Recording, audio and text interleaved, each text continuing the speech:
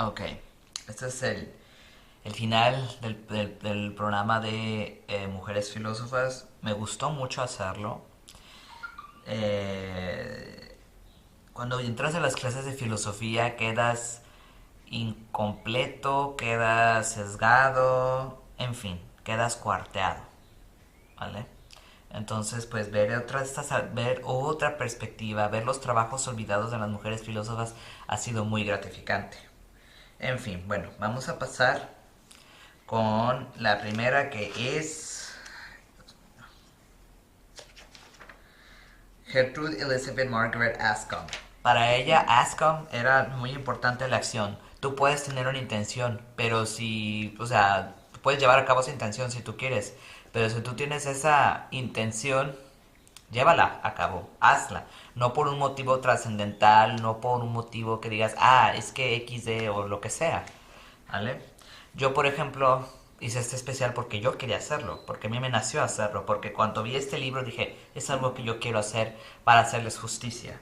Y bueno, eso es lo que yo pienso, ¿eh? Entre ella, eso es lo que ella pensaba, o sea, hazlo porque tú lo quieres hacer. De ahí reside la autonomía del ser humano. Bueno, con estos pensamientos queda claro que Ascom no podía ser partidario de una moral que compartiera obligaciones generales. Ciertamente no sabemos qué consecuencias van a tener nuestros actos, si una cosa va a acabar bien o mal, pero esto no es lo importante para la pensadora. La vida es contradictoria. Ascom tenía una confianza en la capacidad del ser humano de actuar con autonomía. En 1964 apareció su libro Modern and Moral Philosophy. En su libro The War and Murder, combate el rearme nuclear. Aboga a favor de poner encima de todo la protección de la población civil, o sea, ella estaba en contra de los armamentos nucleares. Todo esto fue después de la Segunda Guerra Mundial, ¿ok? O no sé si en la Segunda Guerra Mundial o no sé. Ascom era una católica crítica y como tal defendía intensamente la autodeterminación de las mujeres y concretamente el problema de la contraposición. Intervino firmemente a favor de la responsabilidad de las mujeres y en contra de la regulación de la iglesia. Por otro lado, fue una decidida activista antiaborto. Ella estaba en contra pues del aborto y todo esto, ¿vale? Ascom se hizo muy conocida como intérprete de Ludwig Wittgenstein. Esto es muy interesante porque en mi escuela Wittgenstein, pues, Wittgenstein y acá, y la verdad, pues, tú teniendo una condición de mujer no te hacen caso en filosofía, ¿vale? En donde yo estaba. Entonces, pensar que Ludwig Wittgenstein le dejó parte de su herencia o de su legado a esta mujer es muy interesante y sería increíble que estos, ahora sí que mentecatos de filosofía de los de la Universidad Autónoma de Nayarit supieran que pues que Wittgenstein también abogaba por el pensamiento, por que las mujeres podían pensar, ¿vale? Porque me llegan a decir, oye, es que tú no puedes pensar cuando yo me denominaba como una mujer. Pero lo digo callado porque aquí hay gente en mi casa y pues no, bueno, en la casa de mis papás y pues no puedo hablar mucho de eso. Fue una discípula directa suya y de los tres legatarios de su testamento. Después de la muerte de Wittgenstein estuvo al cuidado de su legado filosófico y tradujo algunas de sus obras como las investigaciones filosóficas. Así que gracias a Asmont o a Gertrudis Elizabeth tenemos la traducción de las investigaciones filosóficas. Dice, eh, que mereció muchos elogios. Desde finales del siglo XIX la filosofía había experimentado hacia un giro hacia la reflexión sobre el lenguaje. El lenguaje tiene muchos registros, niveles y funciones. A menudo tenemos la sensación de que no encontramos las palabras adecuadas para lo que queremos expresar. Wittgenstein opinaba que la tarea del lenguaje es orientarse por los hechos y no aventurarse en especulaciones. El filósofo sabía intensamente que el lenguaje es un producto muy complejo, no se deja contener fácilmente, solo cabe pensar en que las muchas posibilidades de interpretación que ofrece un poema. Por ejemplo, para él hacía lo mismo. De hecho, a mí no me gusta tampoco la literatura. ¡Shh, cállate, Efraín! Ay, ya sé que eres tú. Bueno, te voy a tener que cortar esa parte. Mm, en fin. Para Asmund solo le interesaba el Wittgenstein lógico. Como para él, la relación entre el hablar y actuar tenía con Asmund un gran significado. El lenguaje no tiene un sentido hasta que se utiliza. Bueno, mejor, bueno, va a tener que cortar esa parte, pero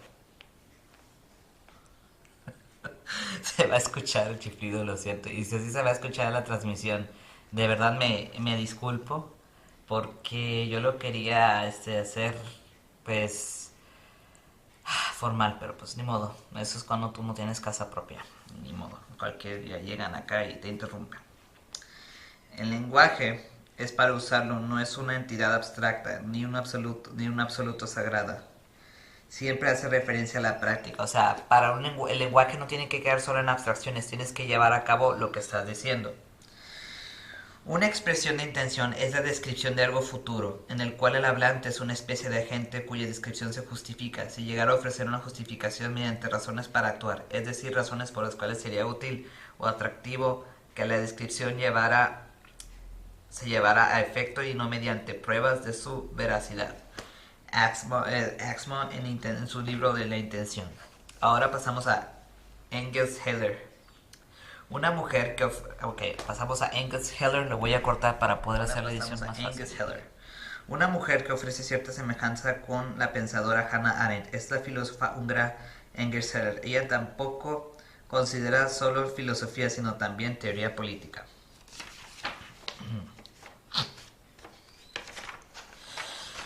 A ver. Engels Heller nació en Budapest en 1929. Creció bajo un sistema comunista, adoptó una actitud muy crítica con el sistema, cosa que provocó su expulsión del Partido Comunista en 1949. Se convirtió para ella en una lucha contra los sistemas totalitarios en la vida de cada ser humano. Hay un nudo que se queda atorado en la garganta, pero una vez se ha deshecho, el ser humano vuelve a ser libre. Vale, para ella el escribir era una forma de desahogarse, de sacarlo. ¿Vale? La investigación de la vida cotidiana constituye un punto esencial en Engels Heller. O sea, que veníamos diciendo desde hace mucho tiempo. La cotidianidad es para la filósofa algo muy importante, algo muy trascendente, ¿vale? Entonces esto tiene que hacerse así, porque sí, o sea, sin la cotidianidad no nos formamos, no nos hacemos en comunidad. La vida cotidiana transcurre en el ambiente inmediato y se hace referencia a él. Mientras las personas forman su ambiente, se forman también ellas mismas. No se puede menospreciar la importancia del individuo en la vida diaria. La filosofía, por desgracia, se ha alejado tanto de la cotidianidad que ya quieren estar ahí pudriéndose. Y esto, cuando uno llega y dice eso, oh, jajaja, jijiji, se rinde uno y se roban las ideas. No me cansaré de recalcarlo, no me cansaré de decirlo, siempre es lo mismo, ¿vale? La vida cotidiana no significa tan solo la vida privada, sino que constituye la social. Aquí esto es bien importante. Los seres humanos hoy en día como que se han aislado. Formamos parte de la vida pública, ya sea en Facebook, en Twitter, Instagram o whatever. O sea, y eso debe seguir siendo tomado en cuenta. En principio nacemos en un mundo que nos deja poco margen de maniobra. Las normas y las leyes nos restringen, pero tenemos la posibilidad de vivir todo esto de manera consciente y de quizás cambiar alguna cosa para nosotros y para los demás. Hay que tener mayor amplitud de miras y no contemplarse solo a uno mismo. Dicen, es que en ti está la verdad. Eso es como un poco solipsista, podría decirse, pero no, convivimos con los demás, estamos con los demás, ¿vale? Engels diferencia las necesidades naturales de las necesidades radicales de las personas. Las necesidades naturales hacen referencia a la existencia física. Las necesidades naturales tienen que ver con la libertad. Forma parte el hecho de poder desarrollar las propias concepciones de la vida. Ok, eso es como psicología, ¿no? Las necesidades y las metanecesidades. Las necesidades pues son las necesidades básicas que cada uno tiene y bla, bla, bla. Las necesidades son las cosas que tenemos, el relacionarnos, el sentir afecto, el sentir que estamos ahí con los demás. ¿Ok? Bien. No hay nadie que sea igual. Ella también, al igual que Hannah, defendía la pluralidad, es decir, la diferencia. Nadie es igual a otro. Ernst Heller es socialista, pero no una socialista ortodoxa de un marxismo estricto. El respeto por la libertad del individuo tiene que estar en primer término. La filosofía como disciplina educativa posee un papel muy importante para Heller. Esto es muy interesante, decir que se tiene que proponer una filosofía para la educación, por la educación, para la vida cotidiana, siempre se ha tenido y esa es mi intención con este programa, el programa de radio, con los podcasts, con los videos que hago, difundir la filosofía y que vuelva a su estadio. Primero, para que no muera, pero bueno. Dice, cuanto más madura es una personalidad, antes se propone hacer una realidad la justicia social. Ahorita estamos mucho con lo del tema del Justice Social Warrior, las minorías y todo eso. Yo una vez debatí con un filósofo, de hecho yo estaba yendo a un bar y ya decía, sí, ahorita rápido, chun chun chun. Pero no me poner, usó todo su pinche formalismo académico y pendejo, ¿sabes qué? Le dije, mira, eres un inmaduro, no sabes nada de la vida, no te has puesto a pensar, a ti no te han discriminado y bueno, así le discutí, pero es cierto. Si no tienes, no hay, a veces las personas, aunque estén grandes, no crean esa suficiente madurez para decir, oye, es que este está sufriendo, este necesita ayuda. Y tienes que ayudarlo de alguna porque forma parte de tu comunidad. No resolver la vida, ¿eh? El conocimiento que proporciona la filosofía debe ponerse en práctica en la vida y la comunidad. La filosofía exige que el mundo sea hogar de la humanidad, aunque solo con exigencia no llegue a serlo todavía. Juntas, las personas deberían intentar hacer realidad lo que han aprendido de la filosofía. No, eso sí es una triste realidad. Muy pocos filósofos realmente llevan a la práctica lo que ellos ponen en sus ensayos, porque la mayoría de los filósofos son unos culeros, unos sangrones, y lo voy a decir, no son bonitas personas, son más corrientes que humanos. Yo de hecho tuve una maestra de lógica que esa cosa no es un ser humano, sabe qué chingado será, pero es una persona muy mala y pues no tiene sesgo de compasión ni de nada, pero bueno. Hay que desarrollar ideales, pero siempre que experimenten una conversión en cosas concretas. De no ser así, carecen de sentido, según la opinión de Heller. En el seno de la sociedad domina la pluralidad, de modo que los individuos pueden poner en juego su personalidad en el terreno práctico. Todos somos diferentes, nadie es igual. Ahorita con el discurso de la igualdad, que no sé qué, pienso yo que se está tergiversando, la verdad, y eso pues realmente no es correcto. Cada uno debe elegir lo que quiere arriesgar y cada uno tiene que asumir responsabilidad. Asumir la responsabilidad, responder por mis actos. Ok, ya casi vamos a acabar. Ciertamente las obras de arte no se enfrentan, no luchan entre sí, no se excluyen, no son amigas ni enemigas unas de otras. Clásicas, modernas o posmodernas solo responden de sí mismas y no les preocupa si hay obras de arte semejantes. Son estrellas frías que pueden dar calor a los receptores, son espejos de nuestra soledad existencial. Ay, perdón por los carros y así es México, anuncian y anuncian cosas en carros y bueno. Entonces, lo que dice en este párrafo es las obras de arte no se pelean, las obras de arte no se critican, las obras de arte se entienden de manera subjetiva y en la estética, aunque algunos de estética me van a decir que no. A mí personalmente la estética no me gusta tampoco, pero bueno. Son estrellas frías que pueden dar calor a los receptores, solo son espejos de nuestra soledad existencial. Las obras filosóficas se comportan de otra forma, provocan constantemente, se enfrentan entre sí, discuten, denuncian y advierten, excluyen esta obra y la otra, son amigas y enemigas, aman y odian. Las filosofías son las imágenes en el espejo de nuestra sociabilidad asocial. Es decir, tú con una obra puedes enfrentar a otra, puedes contraargumentar a otra, alimentar a otra, no se queda solamente en ese estadio.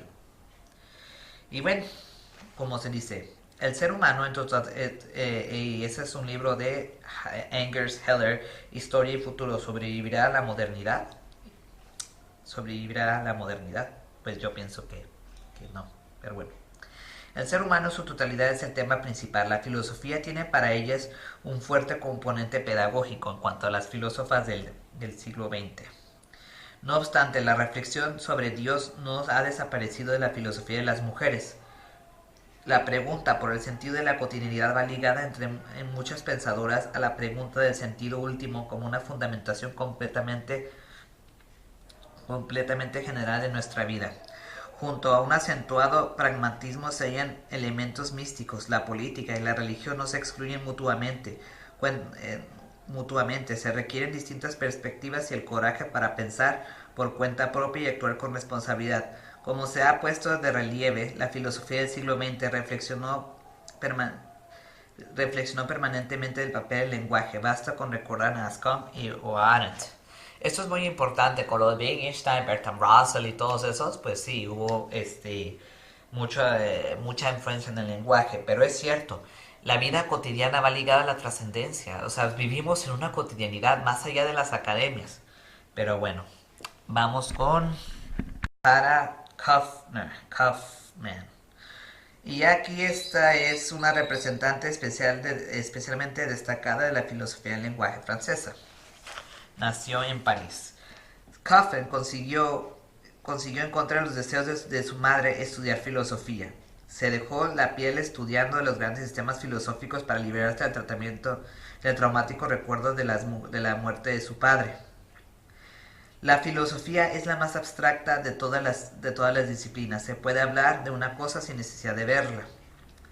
Hablo de la muerte, pero no la veo, según esta filósofa. Sí, de hecho podemos hablar de la vida, de la muerte, de lo que sea, de la amistad, del amor y de todo, y no es algo que se manifieste en la realidad física. Se puede hablar de eso, pero pues no se manifiesta. Kaufman exigía que se escribiera sobre Auschwitz, sobre lo que ocurrió ahí.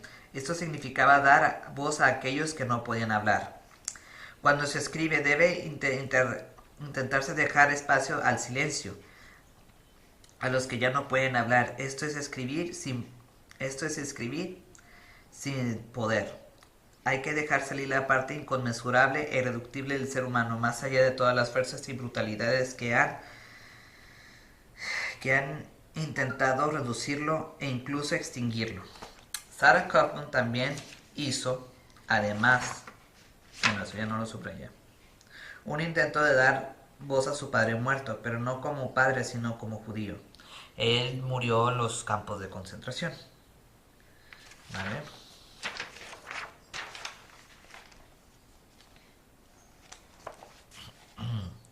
La fe en la razón se perdió para muchos filósofos a causa de la guerra y el exterminio judío.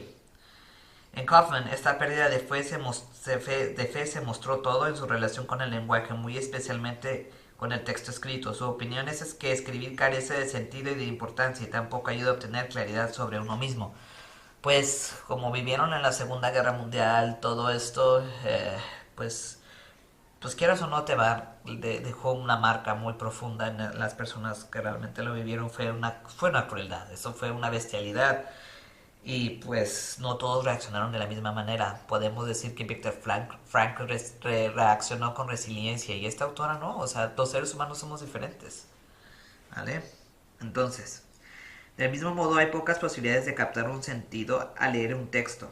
Una característica del nacionalismo fue el pensamiento único, la fundamentación, o sea, como ella vio, como este pensamiento de los nazis y todo eso se permeó y se hizo como algo absoluto. Digo, bueno, ¿qué caso tiene que yo escriba, yo haga o yo diga?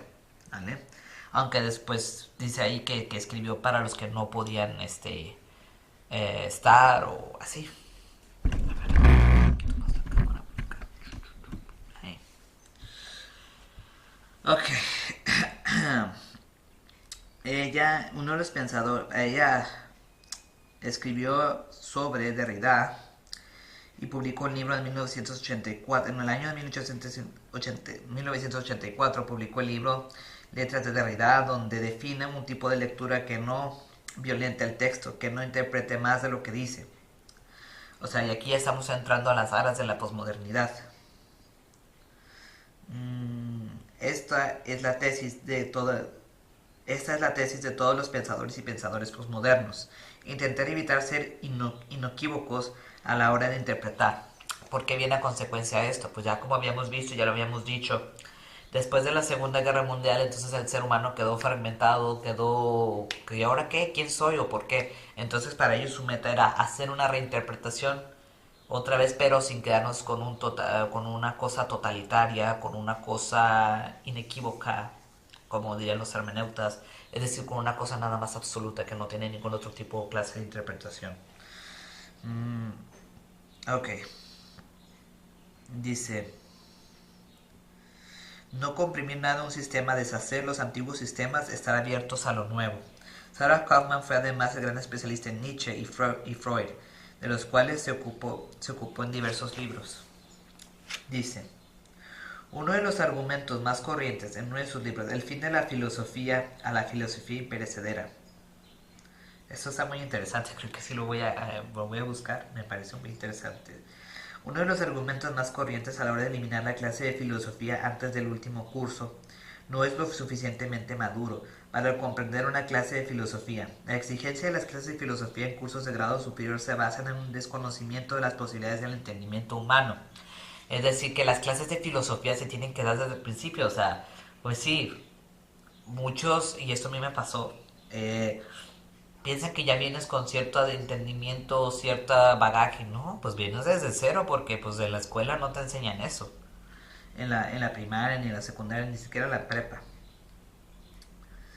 Dice, además de una edad determinada, no tiene suficiente capacidad para hacer el esfuerzo que requiere la más noble de todas las materias, o sea, la filosofía. Si se pregunta si hay que reservar la filosofía para los estudios universitarios, parece que se admite que sería demasiado tarde. O sea, parece que se admite que es demasiado tarde. La filosofía debe estar, debe coexistir o debe asumirse ahorita, ya, porque de lo contrario pues va a perecer. O sea, tiene que hacerse desde que son niños, para que el grado superior ahora sí le den el lugar que merece. Pero pues en la universidad o los de la prepa, que a duras penas te dan pues filosofía, ay, no se me vaya a romper esta cosa. Te dan a filosofía a duras penas, pues no es posible. Ya que pues en la prepa, por ejemplo, a mí me tocó que me leyeran puro Santo Tomás de Aquino y pues no. Ok, dice,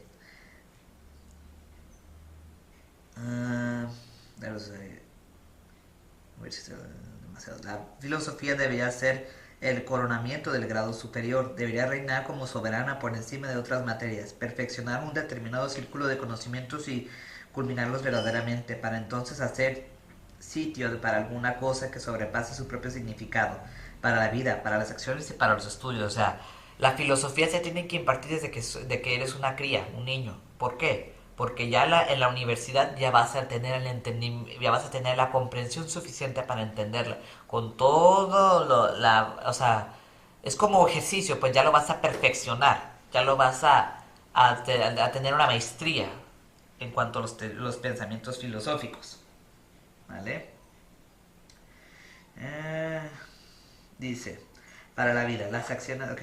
Se exceptúan aquellos estudiantes, es el número reducido que por su parte han hecho de la clase de filosofía su destino. Pues a mí me pasa de que yo sí lo reclamé, sí lo dije. El único filósofo de este lugar he sido yo. Porque nadie más lo hace por amor, más que por alimentar sus pinches egos rancios. Así sí les dije. Me valió madre. Pero bueno. Ok, pues ya como aquí mi mismo texto lo refiere, se acaba la Unión Soviética, llega la Guerra Fría, Estados Unidos se convierte en la nación más poderosa, ahorita ya no, ya es China, pero bueno, en ese tiempo así fue y pues bueno, ya vamos con el pragmatismo norteamericano, ya es casi de lo último, ya para ver a María Zambrano y ya para terminar, ya porque se va a hacer tarde, por eso lo estoy haciendo así toda la carrera y todo feo. Ok, Martha C. Nussbaum. Ok, para hacerlo más fácil. Martha C. Nussbaum. Ok, Nussbaum se ha plantado principalmente la cuestión del actuar bien por encima de todo. Nussbaum le interesa el valor de la filosofía y la vida práctica. Los problemas de la filosofía moral pasan para ella en un primer plano. Ella estudió lenguas clásicas y no fue hasta que comenzó a estudiar filosofía que se interesó especialmente por el tratamiento de los antiguos hicieron sobre los problemas éticos. En ese sentido ha destacado por hacer accesible la filosofía antigua a los lectores no iniciadas mediante un lenguaje llano y actual. Esto ya lo veníamos discutiendo desde mujeres, desde las otras mujeres, hacer accesible la filosofía, enfocarlas en la cotidianidad. ¿Por qué? Porque es la única manera en que puedes sobrevivir, pero muchos filósofos no lo comprenden, no lo entienden. Si tú no haces un texto acá rimbombante académico, no eres nadie. Asimismo, le interesa la relación que existe entre filosofía y literatura, y más conveniente el hecho de actuar correctamente en la actividad filosófica y literaria. A mí la literatura, lo he dicho muchas veces, a mí no me gusta. No le encuentro el sentido, para mí. Pero hay gente que sí lo haya y se puede encontrar mucho contenido filosófico en la literatura. Y quizás algún día, no sé, pero la verdad a mí me da mucha pereza. Si a mí me da pereza leer ensayos filosóficos, a veces más la literatura. Pero bueno. Para ella existía una relación con filosofía y literatura. No debía olvidarse que solo importa. Para ella no debía olvidarse que no solo importa el contenido, también la forma en que se expresa ese contenido. Cómo hay que escribir en palabras, hay que escoger qué formas, qué estructuras y qué sistemas cuando uno quiere hacerse entender. Las consideraciones estilísticas no deben menospreciarse. Bueno, esto esto sí lo llevan, lo tienen muy arraigado en filosofía. Si es que no sabes redactar, no mereces escribir. Y yo, pues, la verdad, yo para escribir no, la verdad, no sirvo mucho. Yo por eso prefiero hablar más que escribir. Pero bueno, eso ya es la habilidad de cada quien.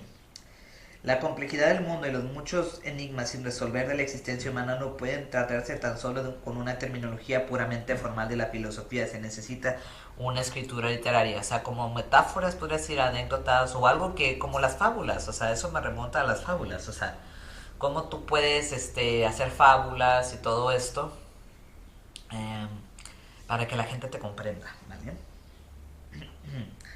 La estrecha relación entre filosofía y literatura es también necesaria, puesto que permite establecer fácilmente un vínculo en la práctica y hallar así una repercusión en un círculo más amplio. La práctica necesita de la teoría, pero una teoría cerrada, no una teoría cerrada ni formalista, sino abierta y viva estilísticamente hablando. Decía Carlos Díaz, un filósofo español, que si no hay buena práctica sin una buena teoría, y no hay una buena teoría sin una buena práctica. Para Nosberg era necesaria una nueva teoría moral. La necesitamos porque nuestro mundo es egoísta. Necesitamos una teoría moral que nos muestre que debemos mirar para estar alerta. Cierto, vivimos en un mundo egoísta, indiferente y culero. La teoría tiene que estar ahí, pero sin elevarse por encima de la vida. La inmediatez es importante, pero no se debe olvidar la teoría, y ya que garantiza una protección ante pensamientos y sentimientos demasiados egoístas. Esto me parece muy importante. Ahora en redes sociales todos decimos, es mi humilde opinión, es lo que yo pienso, pero si tú no tienes una teoría para sustentar lo que estás diciendo, no tiene validez. ¿Ok? Y esto quizás podrá sonar a falacia, pero es que esa es la verdad. O sea, lo que la filósofa dice, es que hay que tener bases, pero no solamente quedarte en las bases, sino hay que darle un poco más de contenido a esas bases. Y tampoco puedes tener contenido sin bases porque se te va a caer todo tu argumento, tu teoría, todo lo que tú quieras hacer. Uh, ¿Qué más? Um, Nussbaum, vemos una pensadora que contrariamente a muchas otras tendencias filosóficas continúa creyendo en el poder de la razón y la filosofía para contribuir a una solución de los problemas más acuciantes de la humanidad y hacer un mundo mejor, siempre con el pensamiento utópico de que la filosofía va a poder salvar al mundo y hacer un mundo mejor. Pues si fueran congruentes los filósofos y su manera de vivir y de pensar y de actuar, pues sí, pero pues no es posible, no sé, no actúan. Bien, en una entrevista de 1997, cito, en este proceso de fabricar buenos ciudadanos, los cursos de filosofía también pueden desempeñar un papel muy valioso, tanto a priori como a posteriori. Lo que en realidad deseamos es la consideración de los procesos socráticos de crítica recíproca, son nuestras propias tradiciones. Esto significa discutir con alguien prestando atención a las ideas preconcebidas y a las conclusiones. volver como al diálogo socrático, una forma educativa. A mí me parece muy importante, más allá del debate, que quién gane, que quién pierde, que es un pendejo y quién, y quién es el más listo. En filosofía debería retomarse lo que es el diálogo socrático para poder resaltar las ideas. Pero bueno, ella habla de Estados Unidos, o sea que de Europa nos trasladamos a Estados Unidos. Los jóvenes de los Estados Unidos son bombardeados con los talk shows que son invitados en que los invitados se insultan mutuamente. Es una influencia terrible, la filosofía lo puede contrastar. Muchos piensan que la educación en Estados Unidos es una de las que es mejor y no es verdad. La educación, hay mucha más gente ignorante en Estados Unidos que me he encontrado con gente más ignorante en Estados Unidos que aquí mismo en este rancho en el que vivo. Esa es la verdad. Así tal cual, así tal cual. Pero bueno. Ok, última filósofa del siglo XX, por la poetisa española y filósofa María Zambrano. María Zambrano, otra filósofa que establece una estrecha relación entre filosofía y literatura, y más concreta entre filosofía y poesía. María Zambrano, una de las filósofas más importantes del mundo hispano. María Zambrano fue una mujer llena de coraje que rompió muchos convencionalismos tanto en su vida como en su obra. Su filosofía se opone a la rigidez del racionalismo y es una especie de síntesis muy personal y original de las corrientes dominantes de su época, la fenomenología, las filosofías de la existencia o el vitalismo, aunque también influyen en su pensamiento la psicología de Jung y la mística española. Ok, para ella muchos dicen, aquí yo también me peleé con un maestro por eso, a mí la poesía ni la literatura, así, o sea, yo sé que me contradigo y lo voy a confesar y lo voy a decir. Yo criticaba mucho a mis compañeros de filosofía analítica porque eran muy rígidos. Ok, ellos se pasaban de rígidos. Yo sí soy un poco rígido, pero no era para tanto. Para mí la poesía, pues no sé, quizás sea demasiado, no lo entenderé o algo así. Pero a mí no me gusta tampoco la poesía. Pero bueno, es muy respetable y si es una forma de hacer filosofía, y quizás sí lo sea, yo no estoy denostando, al contrario de mis compañeros que denostaban otra cosa que no fuera ni lenguaje, ni lógica, ni filosofía analítica. Yo no denosto la poesía, simplemente a mí no me va y está bien. ¿No? Y ella, María Zambrano fue original, dice, bueno, la filosofía se puede transmitir por medio de la poesía, ¿y por qué no? Es un estilo. ¿Vale? Uno de los conceptos claves de su filosofía y a su vez uno de sus núcleos de pensamiento es la razón poética. Este concepto nos recuerda a la razón vital de Ortega y Gasset. No lo desarrolló sistemáticamente en ninguna de sus obras, pero está presente en todas ellas. La razón poética, más que un concepto, es un método que quiere rendir cuentas de la recepción vital de los acontecimientos, no desde la racionalidad o la vitalidad, sino desde la imaginación poética. Mediante los recursos propios de la poesía, la mística, el ritmo y el acoplamiento metafórico, María Zambrano amplía sus límites de su percepción y da razón a su experiencia vital. Ok, y voy a leer un fragmento de ese pensamiento y poesía en la vida española de María Zambrano.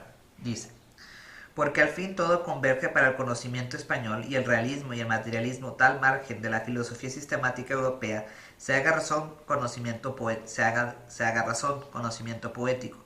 En su extremo en la cultura clásica de esta filosofía el metódico conocimiento racional, el esfuerzo de la mente por adquirir la verdad, separándose violentamente de las cosas, de las apariencias que cubren al mundo, este saber llega a ser sistema que la totalidad del mundo quiere ser abarcada quiere ser abarcada en que la infinita multiplicidad de las cosas pretenda ser poseída.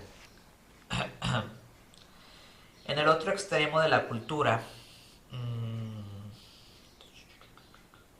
cultura clásica quedó la poesía, conocimiento poético en que si se enciende la realidad, ni se enciende ni se enciende la realidad, ni se enciende al hombre, ni se enciende la sociedad de las minorías de selección y la masa desamparada. El conocimiento poética se logra por un esfuerzo que sale a la mitad de un camino de una desconocida presencia y sale de la mitad del camino porque el afán que la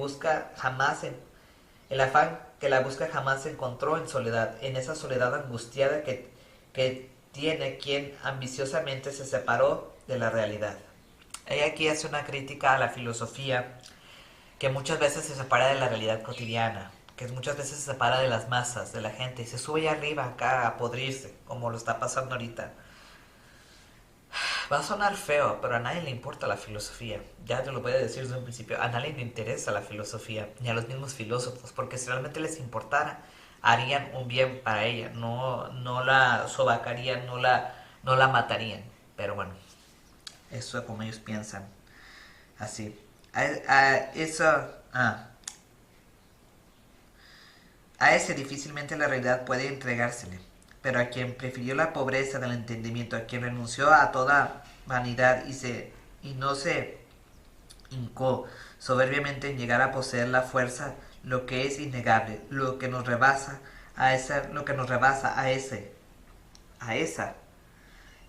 a ese la realidad le sale al encuentro y su verdad no es nunca verdad conquistada, verdad raptada, violada, no es aceria, sino revelación graciosa, gratuita, razón poética. Pues más o menos lo entendí, ¿no? O sea, que lo que ella decía, pues no tanto el racionalismo, no tanto la formalidad, sino que por medio de las metáforas, aforismos, podríamos hacer filosofía. Y pues bueno, esta es la conclusión final de todo de la autora, o el autor no sé qué sea, porque ya ven que ahora los nombres, pues cada quien se los pone como quiere y así. El final dice una mirada al futuro. Dice, ¿cómo debería ser la filosofía del mañana? ¿Continuará su camino o es posible que no se adapte a los nuevos tiempos? Los seminarios de filosofía en las universidades cuentan con más asistencia que nunca. Hay muchos jóvenes entre los estudiantes, por lo tanto no falta interés. Es cierto que vivimos en una época común, consumista que exige respuestas inmediatas, pero a pesar de ello la pregunta por el sentido de la vida no ha perdido vigencia y no la perderá porque esa es la naturaleza humana. Pero aquí en mi rancho alegre, como dicen algunos, la filosofía no importa. Aquí lo que importa, miren, son los billetes, es ganar dinero, es estar en redes sociales, es ser popular. Y a los filósofos de aquí, meramente los latinoamericanos, bueno, no latinoamericanos, pero sí a los de mi contexto más inmediato, lo único que les importa es engordar sus egos, nada más, porque ni les importa ser docentes, ni les importa enseñar, y ya, así nada más. Hay nada más tragar café y reírse de la gente y ya estuvo. Pero bueno. Eh, Dice, quizás la mirada de la historia de las mujeres filósofas que hemos planteado en este libro ha podido dar una idea de la diversidad de pensamientos filosóficos a lo largo de la historia, porque estas mujeres no han sido manifestaciones marginales, aunque se haya creído durante mucho tiempo. Han estado en el centro de la discusión filosófica de su tiempo, han recogido viejos planteamientos y han tenido sensibilidad para desarrollarlos de nuevo. Han conversado con los colegas masculinos de su época y con los de su tradición y se han formado una opinión completamente personal ante las grandes preguntas que plantea el ser humano. Hasta hoy, nada de esto ha cambiado. Las filósofas y filósofos son personas que del mismo modo que se sumergen en los grandes problemas de la historia de filosofía también se hacen preguntas y reflexionan sobre la vida de cada día. Si la humanidad tiene que tener un futuro, estas personas no pueden desaparecer. Filosofar a ratos, irrumpiendo así la rutina cotidiana, está al alcance de todos y todo el... Filosofar a ratos, irrumpiendo así la vida cotidiana, está al alcance de todos y todo el mundo puede empezar en cualquier momento y en cualquier lugar a filosofar. Qué bonito, ¿no? Ay, esa es la conclusión de ella. Ahora yo voy a dar la mía. Todo el mundo es filósofo. Pero, ¿qué pasa? Nos da huevonada, nos da mucha flojera. Mi mente diario está pensando, aunque a mí me han dicho, no sabes pensar, eres un mediocre, eres esto, eres aquello. Ah, sí, porque tú no cumples con las características de la filosofía academicista. Las palabras de una persona que yo agregué hace muchos años, no sé qué haya sido de ella, se llama Luz Elvira, era de Querétaro. Ella me decía, cuando tú salgas de filosofía y te des cuenta de la realidad, vas a dejar de ser academicista. Yo antes era así como tú. Y mira, dicho y hecho. La filosofía no se puede quedar estancada para siempre en las academias. Tiene que volver a salir a las calles a su origen. Y desgraciadamente hay mucha misoginia, hay mucho machismo. Y no lo digo yo, ¿eh? lo han dicho muchos. Recientemente en la UNAM hicieron un video especial de las mujeres en filosofía y pues no tienen mucho protagonismo ni mucho papel. Si cada quien colaborara en su trinchera, no se denostara, se corrigiera adecuadamente, porque somos seres humanos al fin y al cabo, se cuidaran los egos y se cuidara la personalidad, créanme, la filosofía tendrá un lugar especial. Pero pues, desafortunadamente no es así. Y mientras no cambie ese concepto de, ay, yo acá me pudro en mi academia y hago conferencias de mí, para mis colegas, la situación cada vez va a ir peor y van a tener justificación de eliminar la filosofía de las currículas. Pues esto ha sido todo, gracias por acompañarme en esta aventura del pensamiento, espero que les guste y perdón por las interrupciones, pero pues ser millennial y vivir, no todos tienen la fortuna de tener ya una casa propia a esta edad. Desgraciadamente la sociedad pues es muy dura y podemos seguir planteando y hablando, pero bueno, eso es todo. Muchas gracias por acompañarme en esta aventura del pensamiento. Nos vemos, ahora sí ya con temas de sexualidad propiamente, porque hacen Bichu tienen más vistas, mis temas de sexualidad que los de filosofía, pero bueno. Gracias por todo, gracias por escucharme y por tenerme paciencia. Bye bye.